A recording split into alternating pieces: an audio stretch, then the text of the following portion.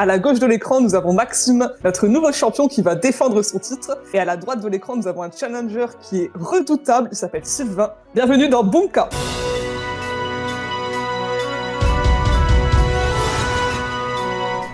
Et on est reparti pour un nouvel épisode. J'espère que vous allez bien chez vous. Le printemps est merveilleux, les journées ensoleillées reviennent, les fleurs fleurissent, les bourgeons apparaissent sur les arbres. C'est une saison que j'adore en tant que botaniste autoproclamé, n'est-ce pas? Bonjour Maxime, comment te sens-tu? Eh ben, je me sens très bien, content d'avoir réussi à faire une petite victoire. Et puis, il fait beau dehors, on a pu sortir la petite chemise. Donc, Oui, franchement, les périodes printanières sont belles. On m'a dit dans mon oreillette qu'avec des amis, tu as fondé la Fédération française de culture générale et de quiz. Est-ce que tu peux nous en parler plus? Alors, pour l'instant, c'est pas encore une entité juridique, mais on est avec 3 autres personnes, dont notamment Théo qui était là la semaine dernière, en train de travailler sur une fédération avec pour but de mettre le quiz plus en avant. Pour l'instant, on a surtout créé le Instagram, mais à terme, on aimerait bien organiser des tournois, diffuser notamment les tournois existants avec notamment des captations en direct, parce que, comme je le disais la semaine dernière, c'est un peu aussi mon métier. Et donc, le but, c'est de mettre en avant cette passion qui nous est chère et de la rendre plus visible à l'échelle française, en dehors des émissions télévisées. Eh bien, c'est une initiative qu'on soutient tous ici en tant que passionnés d'émissions, de culture générale, et on vous encourage évidemment à suivre la Fédération française de culture générale et de quiz sur Instagram, ainsi que suivre le compte officiel de Bunka pour suivre nos aventures. Je ne peux que soutenir cette initiative, c'est quelque chose que j'adore, effectivement. Donc, bravo à vous, et j'espère que vous irez loin dans cette fédération. Merci beaucoup. Mais tu ne joues pas seul aujourd'hui. Face à toi, tu as Sylvain. Bonjour Sylvain. Bonjour Laura, bonjour Maxime.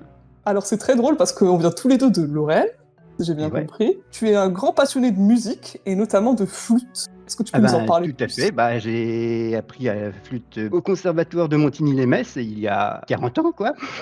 Et je continue encore de jouer de la flûte en région de Parisienne où j'habite maintenant. Tous les vendredis, on a les répètes et 2 fois par an, on a des grands concerts et on joue à la fête de la musique, par exemple. Là c'est super, franchement. Nous allons voir une magnifique vidéo de Sylvain qui joue avec son orchestre.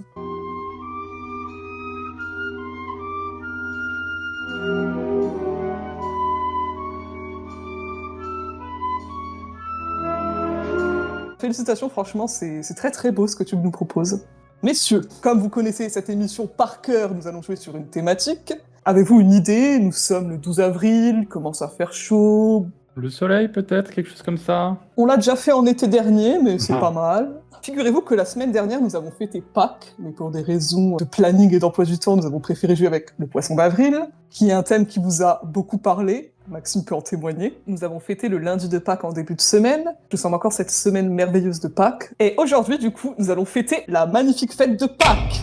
Est-ce que ça vous parle, ça vous inspire? Pas forcément, on verra ce que ça donne, mais on verra. Eh bien, vous n'avez pas le choix. Nous allons commencer avec la question d'estimation. Fabriquée en 1484, quel est le poids en tonnes de la grande cloche de Dame-Zédi, la plus lourde à être fondue selon les textes de l'époque? Vous avez 20 secondes. Alors pour le contexte, c'est une grande cloche, et la plus grande qu'on a jamais recensée. Ce qui s'est passé, c'est qu'elle a été trouvée par un explorateur portugais qui s'appelle Philippe de Brito. Il l'a volée en 1608 pour la fondre, pour faire des canons. Il l'a donc descendu, il l'a mis sur un radeau, sauf que pas de bol, le radeau a coulé, donc cette magnifique cloche se trouve quelque part actuellement en Birmanie, on ne l'a jamais retrouvée. Donc voilà une histoire un peu sensationnelle, vous en conviendrez. J'ai donc reçu vos réponses. Nous allons commencer avec Maxime. Il nous a répondu 25 tonnes, ce qui est un poids qui est quand même considérable. Sylvain, quant à lui, a été un peu plus ambitieux, il nous a répondu 42 tonnes. Figurez-vous que cette cloche était bien plus grosse que ce que vous pensez. Elle faisait, selon les écrits, 294 tonnes. Qui est une belle bête. Monsieur de Brito avait bien raison de vouloir la voler pour en faire des canons. Je pense qu'il y avait de la matière. Et c'est donc Sylvain qui remporte le Joker et qui va pouvoir commencer à répondre lors de cette manche 1 que voici. Nous voici pour cette manche 1. Nous allons comme toujours jouer avec 3 sous-thèmes. Ces questions seront donc de 1 à 3 cases, allant de facile à plutôt compliqué. Et voici les sous-thèmes avec lesquels vous allez jouer aujourd'hui. Nous avons des lapins, des œufs et des cloches. C'est assez thématique, j'ai envie de vous dire. Alors Sylvain, qu'est-ce qui t'inspire? Bon, on va tenter les lapins en 2 cases. Lapin à 2 cases, nous allons voir ce qu'il y a derrière cette question. Quelle romancière britannique spécialisée dans la littérature jeunesse a rédigé la série Jojo Lapin? Bonne question, je vais dire Enid Blyton. Enid Blyton, nous allons vérifier ça en régie. Effectivement, c'est Enid Blyton, une très très grande romancière pour enfants qui a écrit Oui Oui, Le Club des 5 et tant d'autres. Félicitations, tu remportes 2 cases. Maxime, c'est à toi de contre-attaquer. Sur quoi veux-tu partir? Je pense que je vais essayer d'aller prendre des cloches pour 2 cases. Des cloches pour 2 cases. Selon la liturgie catholique, lors de quel jour célébrant le dernier repas de Jésus, les cloches partent-elles à Rome? Bonne question. Justement, je voulais un petit peu éviter la religion, mais... Malheureusement, les cloches ont un Quel- peu une référence un peu religieuse. Ouais, c'est ça. Qu'est-ce que je vais tenter? Je vais tenter le Mardi Gras. Le mardi gras, ta réponse est enregistrée. Mhm. Sylvain, as-tu une contre-proposition à nous faire? Oui, On t'écoute. je vais dire le vendredi saint. Le vendredi saint, si ta réponse est enregistrée, nous allons d'abord vérifier la réponse de Maxime. Non, ce n'est pas le mardi gras. Est-ce le vendredi saint? Ce n'est pas le vendredi saint non plus. C'était effectivement un jour de la semaine, mais c'était le jour avant vendredi. C'était donc le Ah, jeudi saint. le jeudi saint. Donc c'est une fête que vous connaissez sans doute, car c'est le jour où s'est déroulée la scène de Jésus, qui a été notamment représentée par Léonard de Vinci, pour en citer qu'un. Sylvain, c'est à toi de élargir ton avance. On va Ah, tu tenter lâches. les œufs, en 2 cases toujours. Des œufs à 2 cases. Quel terme de 4 lettres désigne l'ensemble des œufs pondus par les poissons? Je vais dire le frais et Ferrari. Le frais. Est-ce que cette réponse est fraîche? Nous allons vérifier. Eh ouais, effectivement, c'est la bonne réponse, le frais, donc effectivement, qui désigne la pondaison des poissons qui se répand dans l'eau. Félicitations, tu rapportes 2 cases supplémentaires. Maxime, il va falloir trouver des points quelque part. As-tu une préférence? Et ben, je pense que je vais essayer d'aller trouver des points sur des lapins pour 3 cases. Des lapins pour 3 cases. Quelle maladie virale, transmise par des arthropodes touchant les lapins, se caractérise par l'apparition de tumeurs cutanées au niveau de la face? C'est une bonne question. La face... Je vais tenter la brucellose. La brucellose, nous allons vérifier ça tout de suite.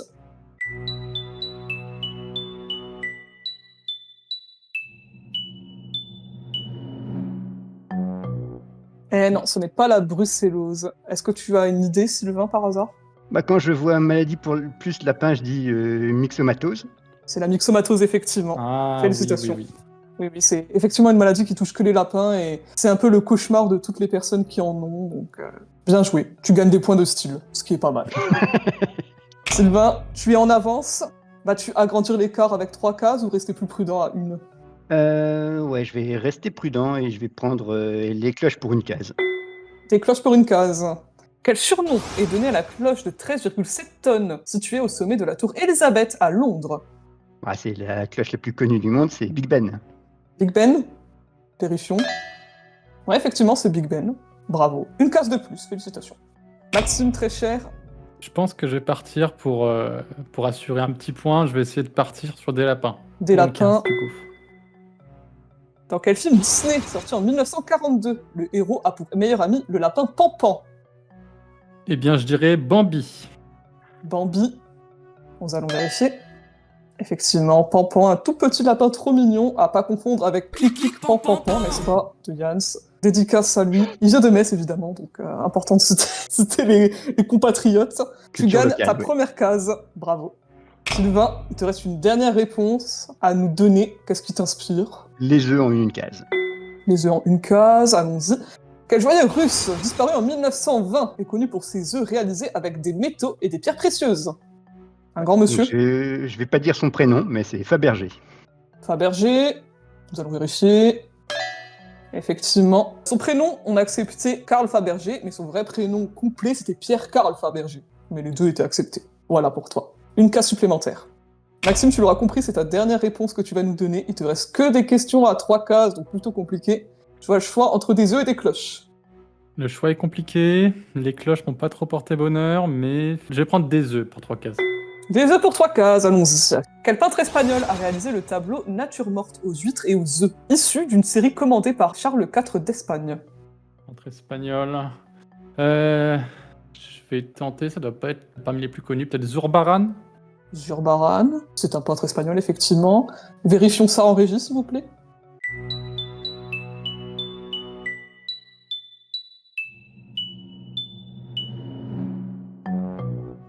Non, ce n'est pas Zurbaran. Effectivement, c'est un peintre qui n'est pas très connu, comme vous l'avez probablement deviné. Il s'appelle Luis Melendez.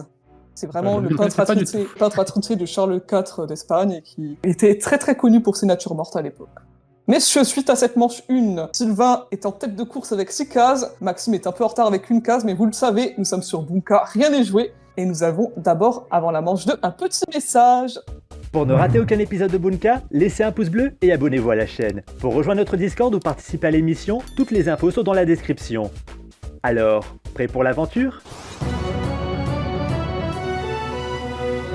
Messieurs, nous sommes à l'aube d'une manche 2 qui s'annonce exceptionnelle. Vous connaissez le principe, c'est une manche qui se joue au buzzer à la rapidité. La première question de chaque palier sera un rapport avec Pâques, du coup. Le nombre de cases que vous remporterez dépendra du moment où nous sommes dans la partie. Les réponses rapporteront 1 puis 2 cases, puis ça changera toutes les 6 questions jusqu'à 6 cases. Je déguste mes chocolats de Pâques, j'ai hâte de voir ce que vous allez donner. Qui va gagner la médaille d'or, qui repartir avec la médaille en chocolat, nous allons le savoir tout de suite. Nous commençons dans 3, 2, 1.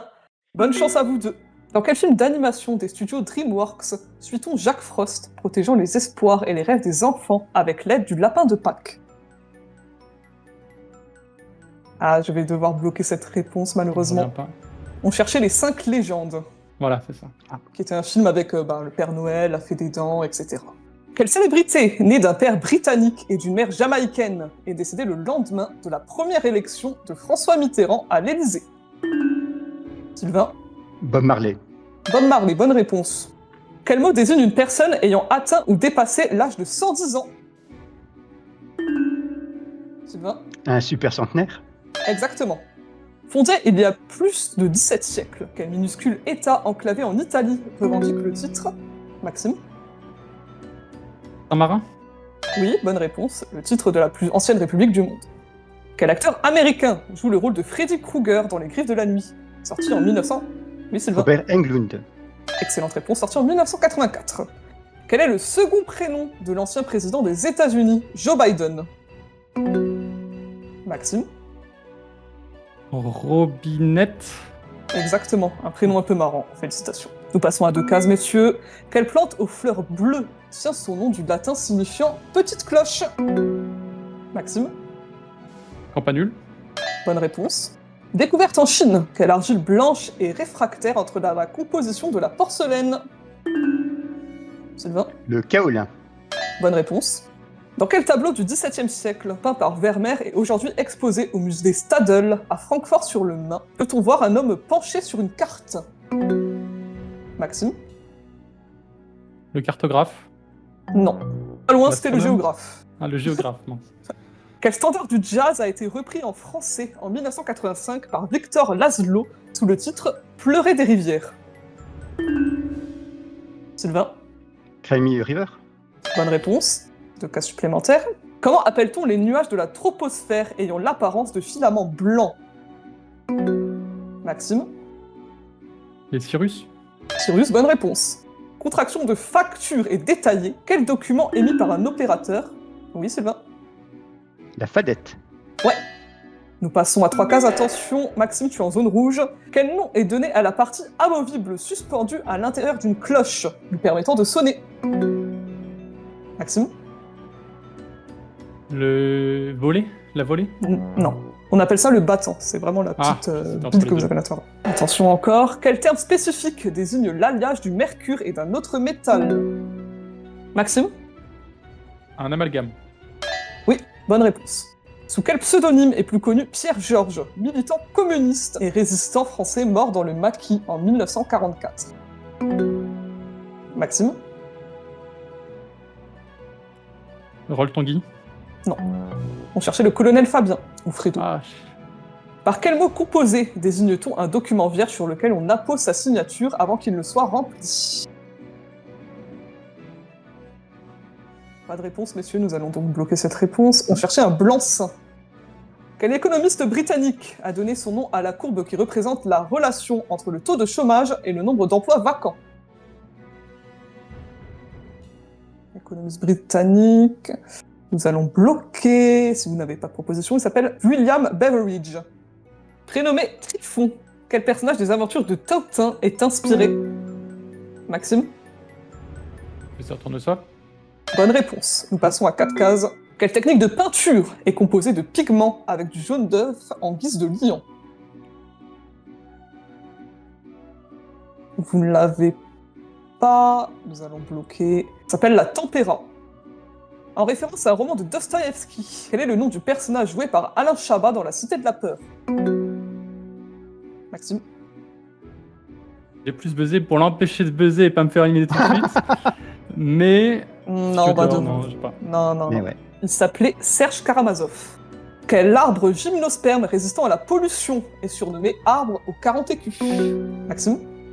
Ginkgo biloba. Oui, bonne réponse. Quelle unité de longueur, équivalent à environ 150 millions de kilomètres, correspond à la distance entre la Terre et le Soleil? Oui, Une Maxime. unité astronomique. bonne réponse. Signifiant le vent et l'eau. Quelle pratique millénaire chinoise a pour but d'harmoniser l'énergie? Maxime? Feng Shui. Oui, environnementale, la remontada peut-être. Ah. Quelle saga de romans créée par Clive Battle Lewis a pour opus le lion, la sorcière blanche et l'armoire magique? Maxime? Narnia. Oui, bonne réponse. Attention Sylvain, la vapeur se renverse, nous passons à 5 cases. Pouvant peser jusqu'à 10 kilos, quel nom est donné à la plus grande espèce de lapin qui tient son nom d'une région de Belgique? Ah, vous ne l'avez pas, nous allons bloquer, on cherchait le géant des Flandres. Se situant à 1345 mètres d'altitude, de quelle nation constitutive britannique le Ben Nevis est-il? Oui, Maxime? L'Écosse. Bonne Ah. réponse, félicitations. Aïe aïe aïe, c'est terrible, c'est Oh, waouh. c'est la joie et le malheur de Bunka, c'est des parties Oh. qui parfois vont dans un sens et que malheureusement retournent dans un autre. Félicitations Maxime, tu remportes ta 2e victoire. Sylvain, bravo quand même à toi, tu vas quand même dominer une bonne partie de ce début de match. Et ouais, Malheureusement, Je serrais les fesses. Ah ouais. Je serrais les fesses, on peut le dire. j'ai fait beaucoup de bails de match, mais ouais. malheureusement, Maxime va devoir aller changer ses sous-vêtements probablement en régie. Tu n'as pas démérité cependant Sylvain, félicitations à toi. As-tu un message à faire passer avant de nous quitter? Bah, je fais un coucou à tous ceux qui me reconnaîtront, puis à la Ligue du Quiz aussi. Bonjour à la Ligue du Quiz, évidemment. On les salue chaleureusement. Quant à nous, Maxime, nous allons passer à la finale.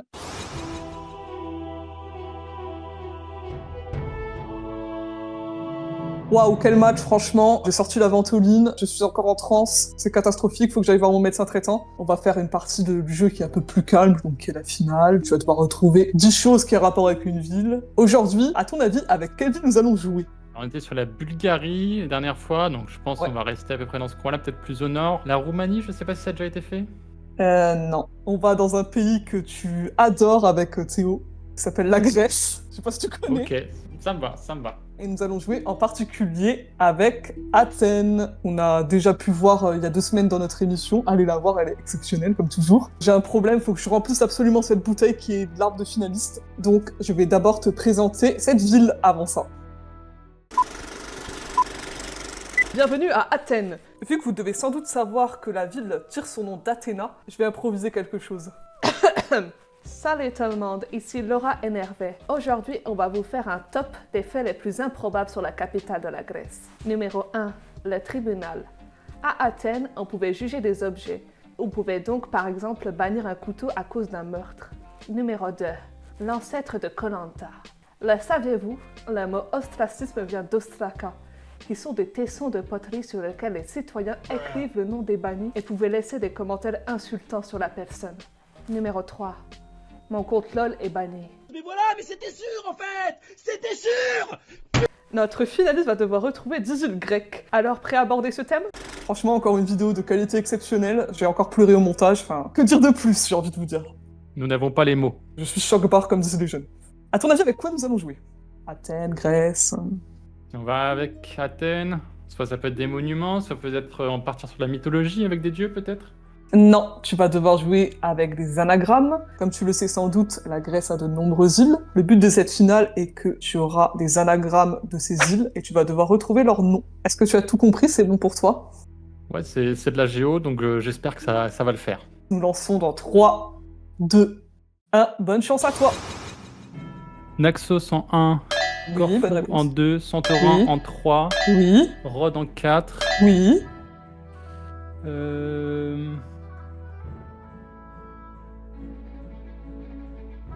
Samothrace en 8. Oui, la bonne Crète réponse. en 9. Ouais. Mykonos en 10. Excellent. Ça débute. Et Je me maintenant, sens. La 5 peut-être. la 5. Lesbos. Oui, bien. T'en reste 2, tu peux le faire, je crois.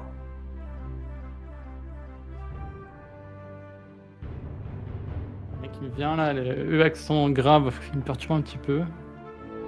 Ça peut t'aider.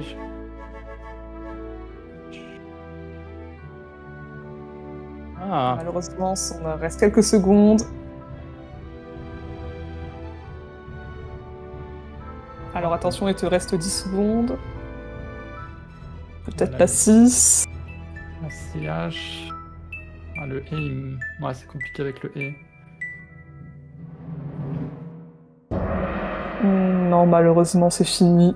Donc félicitations, tu as quand même réussi à accumuler 8 bas suite à cette finale. Nous allons donc revenir sur les îles qui t'ont manqué. Donc en 6, il te manquait, avec cet accent grave qui t'a fait un peu galérer, l'île de Citer. Ah, je partais sur un CH, donc ouais, j'allais pas la trouver. Malheureusement, cette réponse t'a mis 6 pieds sous terre, c'est le cas de le dire. Et en 7, on cherchait l'île de Lemnos. Un peu plus technique.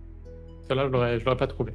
Donc bravo, félicitations, franchement très solide, tu rapportes 8 bas à l'issue de cette finale. Ma bouteille ne sera pas trop remplie, donc je suis très contente pour toi, mais un peu déçue pour moi. En tout cas, merci à vous d'avoir suivi cet épisode, on espère qu'il vous a plu. Et quant à nous, on se revoit dimanche prochain pour un nouvel épisode. Bisous tout le monde! Ciao!